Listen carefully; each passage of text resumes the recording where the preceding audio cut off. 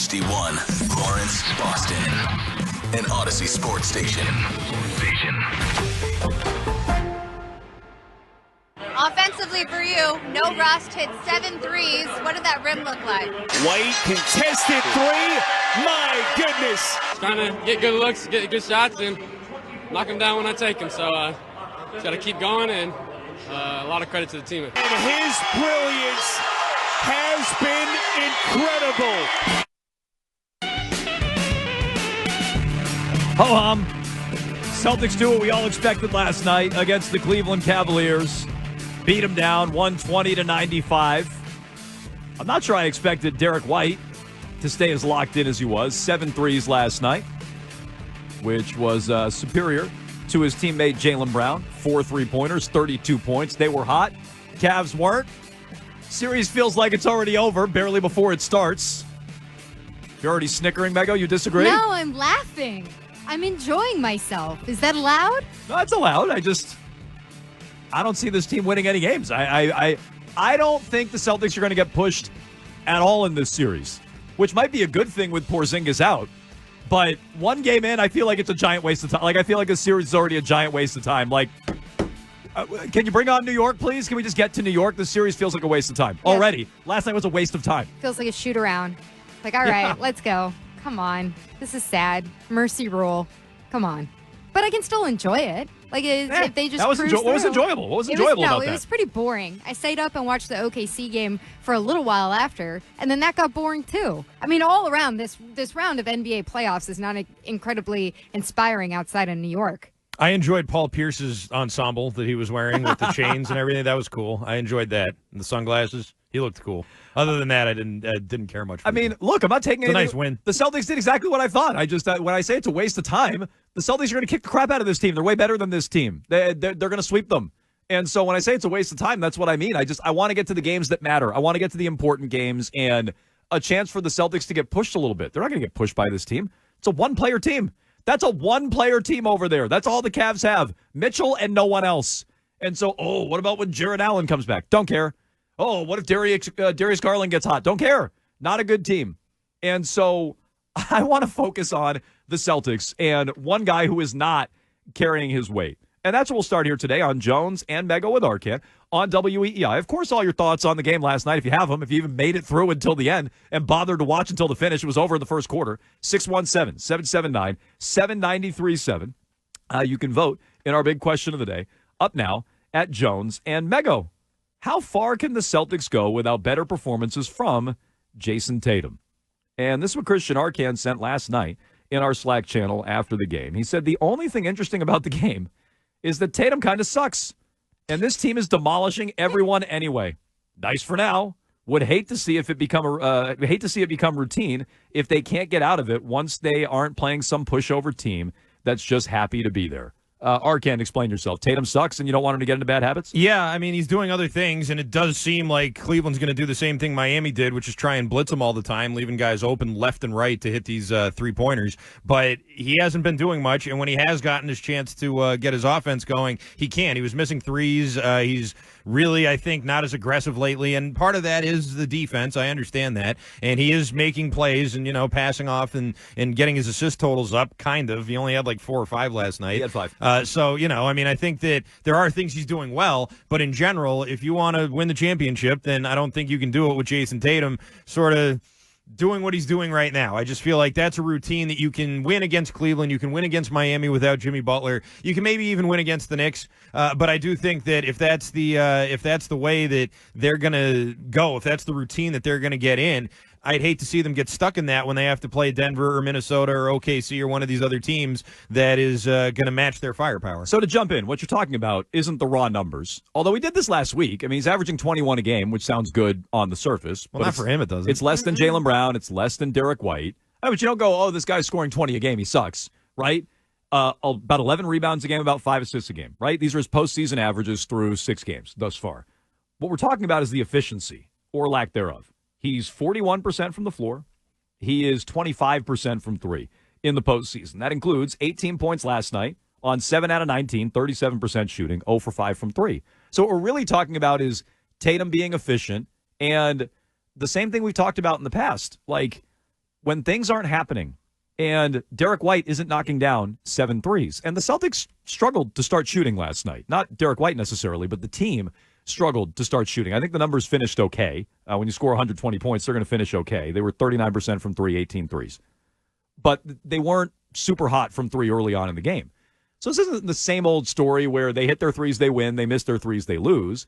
But Tatum's going to stand out more in a game where Derek White isn't bombing away and Jaylen Brown isn't carrying the team. And you can make the argument, and maybe you want to, at 617-779-7937. You can make the argument Tatum's taking a back seat purposefully. He's being passive to work everybody else in. I personally don't believe that, but maybe you do. I just think he's not playing well. And so the question is, how far can they go without better performances from him? They'll lose to the Cavs. I don't think many people feel that way after last night, but you can vote that way. They'll lose in the Eastern Conference Final. We think to New York, could be Indiana. They'll lose in the finals. A lot of people are afraid of Minnesota. The big scary Nuggets aren't so scary anymore. And all the way to Banner 18, they're going to win without Tatum and Porzingis, some people believe. You can vote now at Jones and Mego. Mego, how'd you vote? I voted lose in the finals. I think that they could make it back to the finals because the East is so weak. The East is so bad. But once you get to the finals, yeah, I know. Denver doesn't look like I thought they were going to. They're a mess. I do think Minnesota is a real team.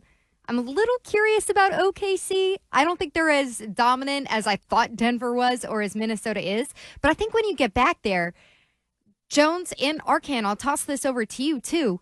How many circumstances can you remember where an NBA championship team was in the finals and on the way there and in the finals, their star player in their prime wasn't the one that carried them there? Wasn't the one that dominated a series or, was the leader on the floor. Like, I hear all these narratives around the city talking about Jason Tatum and he's being a spectacular teammate and he's got this all-around game and he's such a difference maker on rebounds and everything. And that's a nice idea, but it's not really what's happening. And I say that because if you, just look at the stats of his playoffs compared to last year. You name some of the shooting numbers. The shooting numbers are flat out bad right now, and he's on a 3-point shooting team. His 3-point shooting performance has been really bad. And on top of that, his rebounds are 10.5 per game. It's exactly the same as his playoff numbers last year. His assists are 5.3 a game average. Exactly the same as last year. He's attempting fewer shots, so he's giving those around. But the shooting percentage just isn't as good either. Right. I don't have an issue with the rebounds and assists. It's not like he's given. No, I'm saying it's not like all of a sudden he's like Magic Johnson out there like dishing every ball over to somebody. It's not that. That's not what's happening. The only real difference is, he is taking fewer shots because he's got a great support staff around him. But he's not shooting well. That's all it really comes down to. Okay. Guys. Well, so what is it? Is it pressure? Is it defense is focusing on him? Is it just a bad stretch? What is that all about? I don't like the defense is focusing on him thing because I don't think either of these teams that they've played so far, the Heat or the Cavs, are teams that should be shutting down. You better hope it's not that, because guess what? Oh my God! If you see Minnesota, come on. Yeah. Well, and just guess what? It's playoff basketball. They're going to focus on the best player on the other team. Right. So good luck. If that's his problem, then good luck. If it's just a blip. It's also not working for these teams who are doing it that way. Like, they're still getting the crap kicked out of them because this team's not the Spurs with Wembanyama in the middle and no one who can shoot from the outside. This is a complete team with a lot of good supporting players. What I'm saying is, if it's just teams are ratcheting up the defense on Tatum and he can't handle it, that's the worst possible answer. If you believe that's what it is, then the Celtics are never going to win. He's not shooting well. Okay. That's the whole answer. I know. But Jones, I'm saying there's like other people around who are like, but his rebounds, but his screens, the screens he's setting when he's the primary screener. Look at what it opens up for Derek White and what it does for Jaylen Brown. And when Porzingis is back out there, it's like, okay, well, seriously, like how many times can you remember a championship team with a player in the prime where he's not making the most shots? Fine. So Arkan came up with a suggestion. You have one? Yeah, I would say Kevin Durant on the Warriors his first year there. Oh, I thought you had one with the Celtics. And also with the Celtics, Cedric Maxwell was the Finals MVP. Worthy was an MVP one year, Finals MVP. Joe Dumars with the Bad Boys Pistons probably about? was. Okay, so this is too old for you, Mego? Yes. Okay, so let me give you some more. We can't go back 40 years. Let me guys. give you some more recent ones. Tony Parker 1 year with the Spurs instead of Duncan. Let me give you some more recent There's other ones. examples. Okay, Parker's a pretty recent one. That's a good one. Early career Kobe was not the alpha on that team, so he had to be carried along. Was he in his prime? He was not in his prime yet, no. I would say late career Shaq in Miami, not in his prime. He was carried along by Dwayne Wade. Was Garnett in his prime with the Celtics in 2008? No. I hate to say this, but he wasn't. Garnett was the best player all season long, but he wasn't in the finals. And, from a scoring standpoint, Garnett was always kind of a unique player anyway, so maybe it's not a perfect analogy. My answer would be that's very rare. It's exceptionally rare for your best player to be carried. The question is, why isn't he shooting well? And again, is it a blip? Is it defenses stepping up their play? It better not be that, because teams focusing on Tatum, it's only going to get worse the further you go. If he can't handle that, you're never going to win. So, and I don't think it's just a blip. I don't think it's just 6 random games. Odds will even out. That's what the science bitches believe, that it'll just all sort itself out and it'll just course correct because he missed the shots now, so he's due to make some shots. I don't think it's that either. I think he's pressing. I think he knows this team needs to win, and he is pressing. That's what I think. So he's got to get over that. That's why I think he's struggling. That's why I think he's inefficient. You can weigh in 617-779-7937. Arcam, why do you think he's struggling? I think it's a combination of things. I do think that the defense is playing him differently. I think it's a bad plan for these teams to try and do that. But with the Heat, you can say at least they tried the zone first, and then they tried doubling him whenever he got the ball. You saw Cleveland doing that, collapsing on him when he got the ball, and him making good passes. I think that in terms of his shot, there may be a little bit of that. And I thought maybe we'd see once Porzingis went out, we'd see him become more of the focus on the offense, and we'd see him bring the ball up more and sort of, call plays for himself and get open and come off screens and things. But it's not happening. It's not really, the offense isn't suffering from it, which is why I'm having sort of a hard time. Like, as bad as he looks out there trying to get his shot going, it's really not much of a detriment for this team, like really against who they're playing right now. What's the thing Mego sent today from Joe Mazzulla? This is via Jay King. Joe Mazzulla said the Celtics average 1.6 points per possession when Tatum was the screener, which Mazzulla said would be the best offense in the history of the world. That stuff gets me excited. Okay. The best in the history of the world. Okay. I have a feeling it's going to be a little different. A lot of people would have very efficient scoring efforts. Should they give Jason against Tatum crap-ass Cleveland a max contract for his screens? I think because if it's the best team in the history of the world, you gotta bring that screener back. This is what I'm talking about. Can somebody else screen?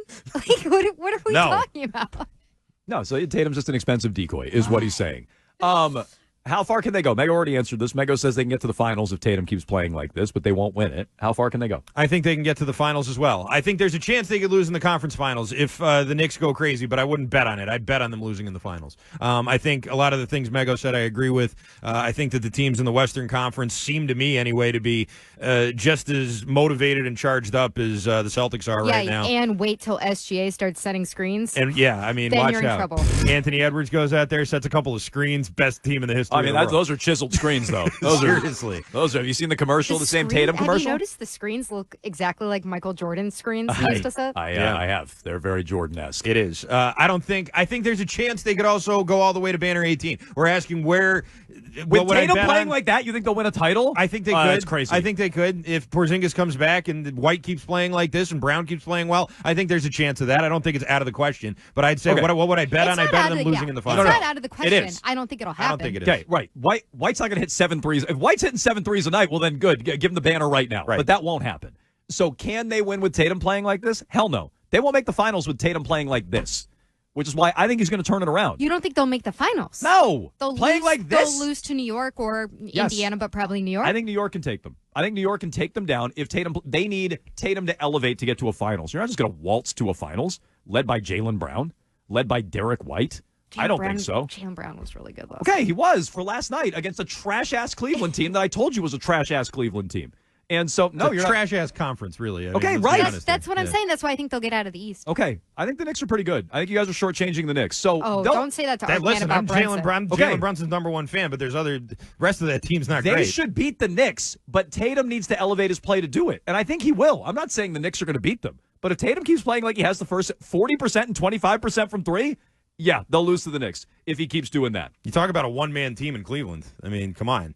I like Josh Hart and Dante DiVincenzo as much as the next guy, but that's a one-man team right there. Oh, too. I disagree. I think so. Way disagree. Okay, but the one man is also better than Donovan right, Mitchell. and that's true. I mean, the one man. I agree with that. The one man's better than Tatum the way he's playing right. The one man might be the best man in the playoffs. 617-779-7937. Is playoff Jason a thing? Nah, it is definitely not. Not so far. It's not. You can vote. How far can the Celtics go without a better performance from Jason Tatum? Now, this is not just a criticism in Boston. Okay. You want some national commentary on Jason Tatum? I'm sure you do. This is Stephen A. this morning on First Take. When you look at the success that the Boston Celtics have had, and you anticipate the return of Kristaps Porzingis, nothing less than a championship is going to be acceptable. And nothing less than greatness is going to be expected from Jason Tatum, especially when we see guys younger than him putting their greatness on display. You cannot struggle and not answer the call to a point where it's going to cost you a championship. You can do it now because we know you're going to beat Cleveland. We can do that. Just like we knew you were going to win your first round series. Just like we expect you to beat Indiana or New York in the conference finals. Yeah, that's fine. But we all know that the powers in the West this year, in terms of the level of parity that exists because of the inordinate amount of teams that were considered championship contenders. You, Jason Tatum, you cannot be the reason this team doesn't capture the chip. You got to play better, and everybody knows that. And this is why I think he's pressing. He knows he's the guy. He knows this is the year. So he's pressing.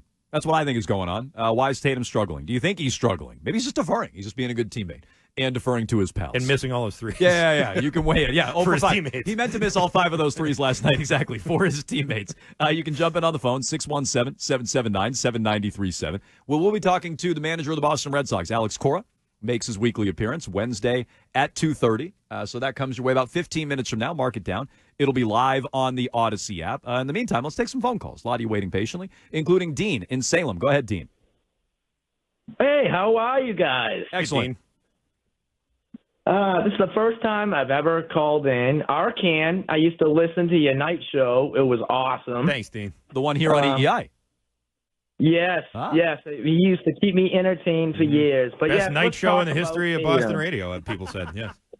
You were the man. You were talking about one time you went to Mexico, Yeah. and the whole time you were drinking.